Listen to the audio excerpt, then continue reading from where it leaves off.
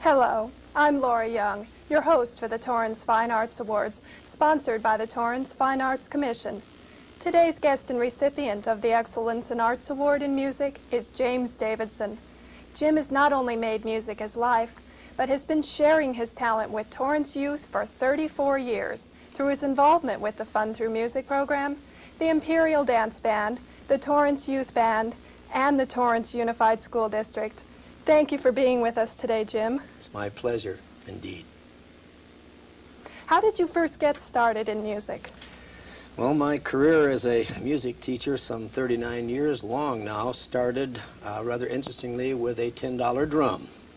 This is back in the Depression years of the 1930s when I was of junior high age, and I approached Mr. Harrington, who was then the instrumental music teacher of Washington Junior High School, and I wanted to get in the band or orchestra. And there were no school instruments, so I went home a very unhappy boy. And fortunately for me, my mother found this $10 drum. And I say it with emotion because I've taught hundreds of kids to drum since then. It's the only drum that I've ever owned, and it's the, God bless you, Mother, the cheapest drum that I've ever seen. However, this drum did get me in the music program of Washington Junior High School. And I also should describe the drum saying that it didn't have any case, and it had a very flimsy stand. But anyway, it got me in the music program, and that's how I got to be a teacher, by being in the band for a while there. Well, you started with the drums, but what is your favorite instrument and style of music? Well, my favorite instrument is, that's an easy question to answer, is any instrument that's played in a professional way. I'll get off of that hook easily. I love them all. I, of course, prefer to listen to classical music, although I listen to various different kinds of music. In fact, when I sent in my contribution to KUSC, I made this comment that I owed my sanity to classical music. So classical music, I guess, is my preference. Cool. Yeah. At what point in your life did you decide to make teaching your musical emphasis rather than performing? Well, thank you, Laura. I kind of gave you a clue to that when I alluded to the fact that I was a drummer. And I was a drummer all the way through high school. And consequently, at 18 years of age, graduating from high school with a very limited musical knowledge, and not being that great a drummer to begin with, it was rather easier for me to decide that if I was going to be in music, I better be a teacher. Well, you've been teaching in the Torrance Unified School District for 34 years. What keeps you motivated? A perfect combination, kids and music, and you can't beat that combination. That's it. Yeah. What effect does the discipline of learning a musical instrument have on your students? That subject, of course, has been discussed at great length in a lot of different places. They write magazine articles on it, but basically, I would say from my experience that music as a study is one of the greatest of all disciplines. In the first place, you are learning to master an instrument, and that instrument has different levels of achievement that you have to come to, and that means a lot of practice.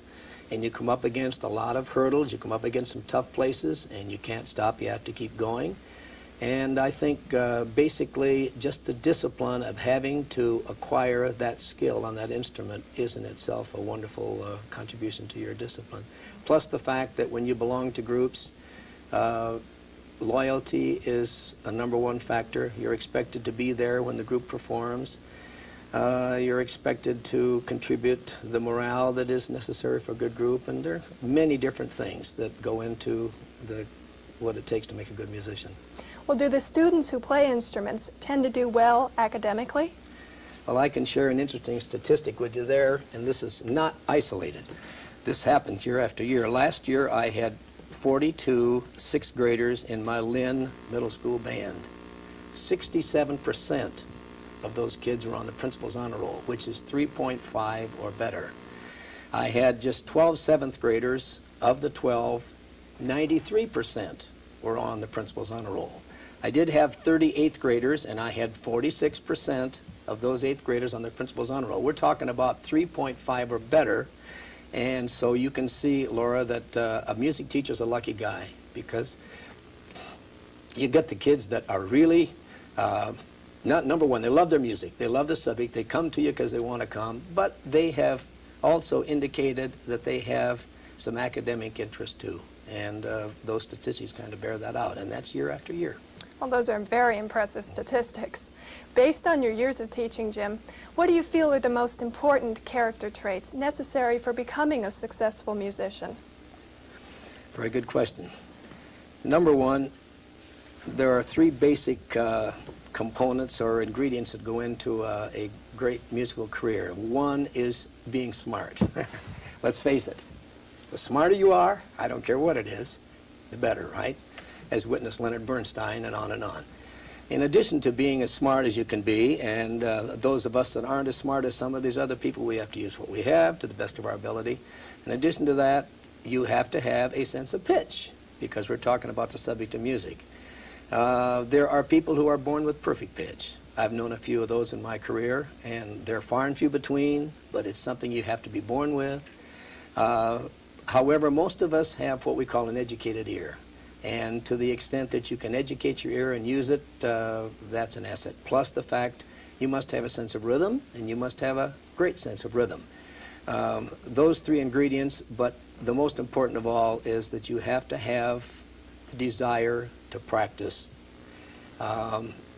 Segovia referred to his chair that he sat on 6 hours a day as his torture chair. And so when kids, if you're the smartest person that you could be, and if you have perfect pitch, and if you have a great sense of rhythm, you still have to have the motivation to practice hours and hours every day. That's the price.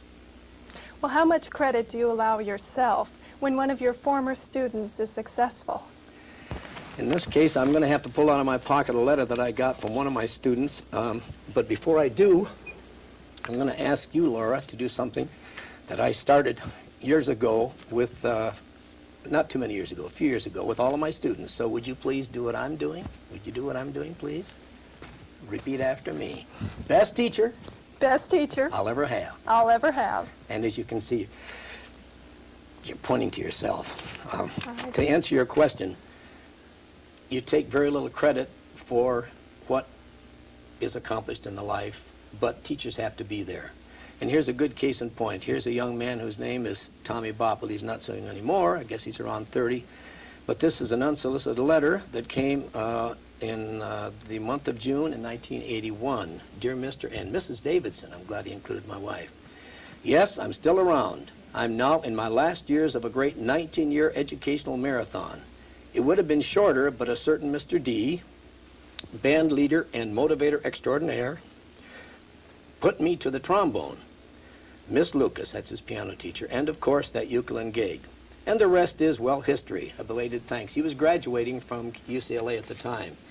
But Tom today is in the Awani Hotel, the last I knew he was at least. He's an entertainer. He was beautifully trained on the trombone. He's one of those guys that can jam on the trombone. That means, you know, jazz it up. He studied the piano classically with Miss Lee Lukas, who's just recently deceased here locally, unfortunately.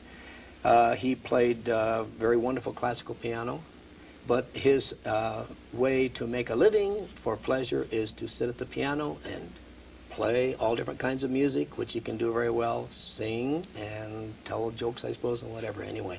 But Tom is an example of why, I guess you'd say what the big reward is in this.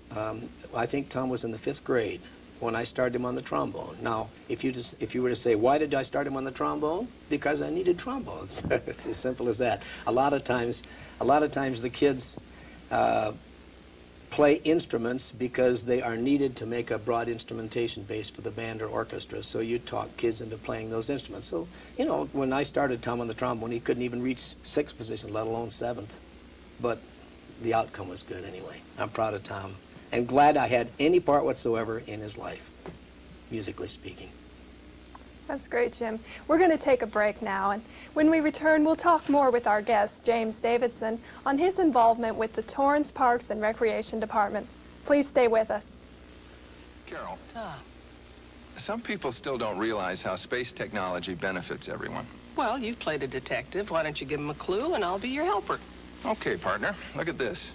Without warning, hurricanes can take a huge toll in lives and property. But with space satellites, we now have ample warnings. And thousands of lives have been saved. Hey, Carol, we're a great team. We're a great item. Space technology. This is what's in it for you. We're here with James Davidson, today's recipient of the Torrance Fine Arts Awards in music. Jim, you originated and directed the Fun Through Music program for the Torrance Parks and Recreation Department. How did this program come about?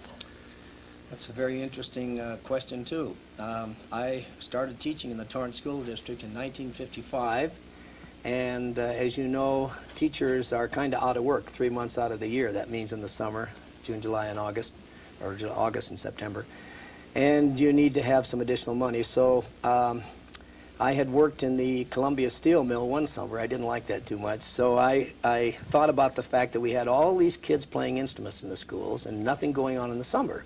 So I got my music teacher friends to give me enrollments. They canvassed their kids and they got them to sign that they would be interested in a music program. Well, I took about 200 of those to the recreation office.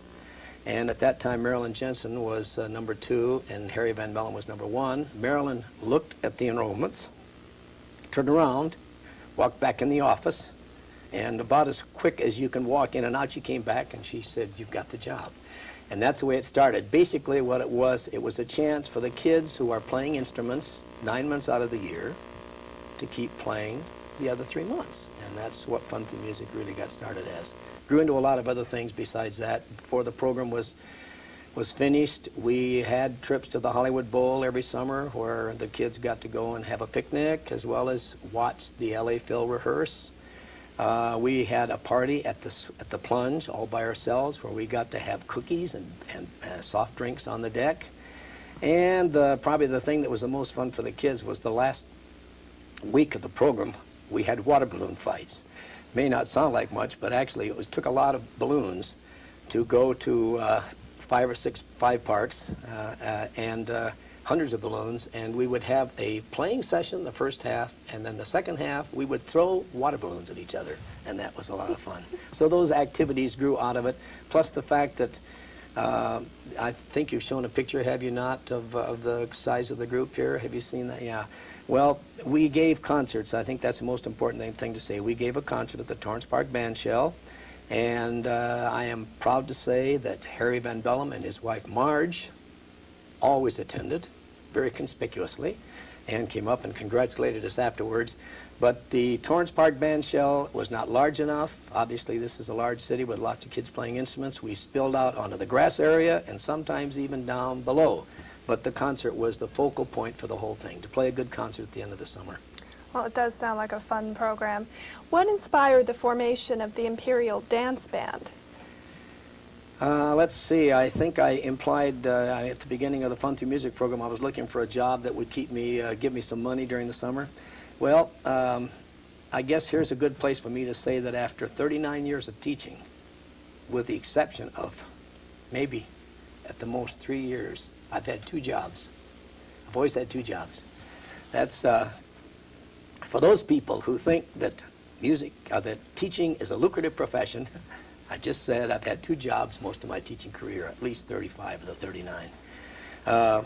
When it comes to the Imperial's dance band, I thought, well, now let's see. The kids love this thing, this sort of thing. Today, by the way, jazz is the big thing with kids, but then dance band. I thought, gee, why don't I organize a dance band, and I can get the recreation department to pay me a little bit, and then I'll have a job a second job all the way through the school year. So bless their hearts, they gave me about 10 hours of pay a month for working with the Imperial's dance band. And the Imperial's dance band, I hope you have a picture they can see of that. The Imperial's dance band was a wonderful experience. We did play dances. We weren't that great, I guess, but we had some very talented musicians, and it was a fun trip for me. It was a lot of fun to work with it. Basically, it was job motivated again, but fun. Well, tell us about your involvement with the Torrance Youth Band. Okay. To begin with, I was directing the junior band at the request of the director, Mr. Van Dyke. And it became necessary, for whatever reason, for Mr. Van Dyke to not continue working with the senior youth band. And at that time, I was also on the board of directors, so it was very convenient for me to say to the board of directors, as the then director of the junior band, I'd like to have the senior band.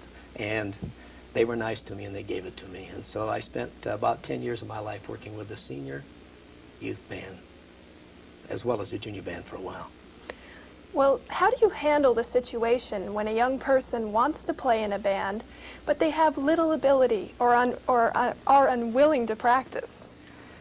Well, okay, the bottom line is that a public school music teacher is that. Okay, public school is not a conservatory. Therefore, I think I'll give Dr. Posner some credit here. Dr. Posner was assistant superintendent in the Torrance School District for many years, and Dr. Posner will be credited for this statement. We teach all the children, all the parents. And in my career in the Torrance School District, I have not excluded anybody. And I alluded to you formerly, I mentioned the fact that music is a demanding thing. And it's a very simple thing to me. I don't worry about the kids that aren't going to make it because music takes its toll. I just teach the subject and keep moving forward as they're supposed to in all subject areas, you know, from this step to the next step to the next step. And when they fall by the wayside, it was their choosing, not mine. So I feel sorry about anybody that doesn't make it, but I also pat on the back the kids who do stick with it because they are indicating they've got something on the ball.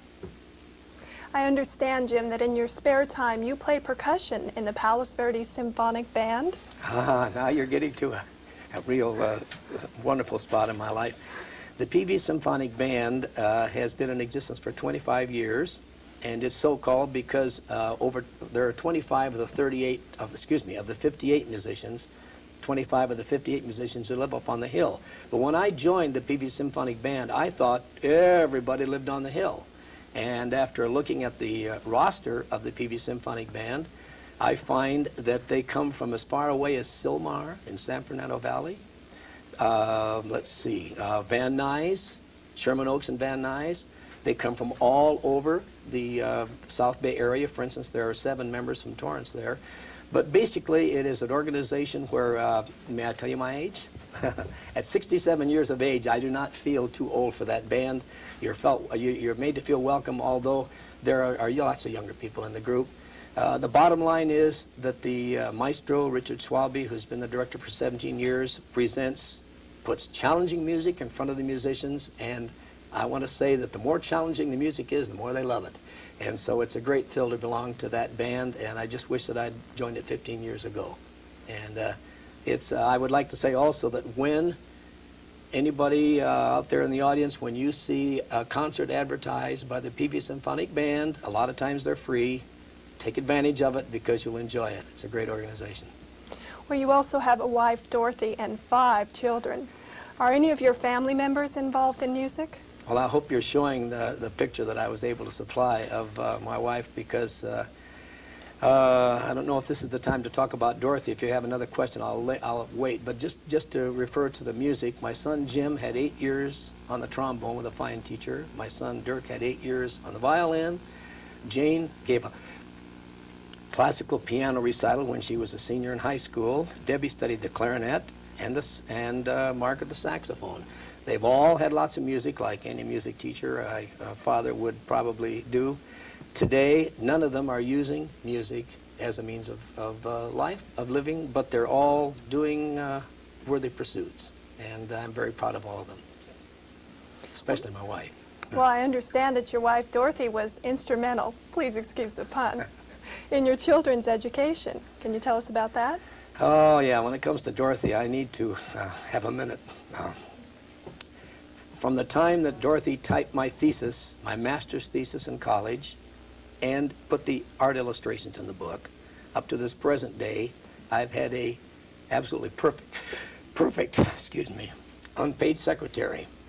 I've also had in my wife a person who, when I wasn't able to reach out far enough, for instance, financially or some other way like that, she made the difference. Even though I said I've had a couple jobs, still, sometimes even this wasn't enough. So Dorothy has found these part-time jobs. Well, what happened was she learned that at USC, if you work there, after 5 years, your children get a free education. They just have to buy the books. So my son Jim graduated from West High School after Dorothy completed her 5th year, which meant that Jim went to USC tuition free. Today, tuition at USC is something like $300. I mean, it's way up there. But anyway, the point is that I can't take any credit for the fact that my kids went to USC. I have to give my wife the credit for that, but she grabbed that job in a hurry because she found the kids would get free education by going. So thank you, Dorothy, very much. That's wonderful. We know that this day is unforeseeable, but when you do decide to retire, do you have any plans? Boy, do I ever. People ask me the question. Of course, I've been asked this question, Jim, when are you going to retire? And of course, you know the story of the little boy that cried, wolf, wolf. Well, I said, well, I'm not going to tell you anymore when I'm going to retire because then I'll keep it just to myself. But there, you know, my favorite quote, the one that I have my kids say quite often, is by Robert Louis Stevenson. And the quote goes, "The world is so full of a number of things, I'm sure we should all be as happy as kings." Why am I quoting that? Because Jim Davidson has been so busy with his music program, there are a lot of things that he hasn't done. For instance, I want to learn to cook. I'm going to do that one of these days. I want to, I hope in my retirement years, I would like very much to have time for volunteer work. There's so much volunteer work out there that needs to be done. But there are some selfishly unfulfilled dreams that I have of myself, among things like cooking, that I would like to do. So, you know, I'm not at all worried about how I'll fill out my retired time. And in fact, when I see retired people, they seem to be the busiest people around. So, you know, they usually say, I don't know how I ever found time for work, which is, I guess, interesting. Jim, what advice do you have for a child or the parents of a child who wants to begin playing a musical instrument? Oh boy, that is a wonderful question. Here I am, a guy that started with a $10 drum. I've been in the presence of Ronald Reagan and Nancy. I've been in the presence of the governor of Denver, Governor Love at the time. I have made trips, all kinds of wonderful trips with the band, all because of music. In fact, last summer we went to Austria in a mostly Mozart tour. What am I saying that for? To say this, that if a child is interested in music, the parent should do everything they can to give that child that opportunity, and they should encourage it and promote it just as much as possible, because I usually tell the kids, when you put money in the bank, you do it because you want to get something back. You want the interest. And I tell them, you cannot invest anything in anything that will return to you proportionately what music will. So I guess that's, go for it is what I'm saying. Well, that sort of says it all. And thank you, James Davidson, for being with us today. And congratulations on your award. Thank you very much. I'm Laura Young. Thank you for being with us for the Torrance Fine Arts Awards.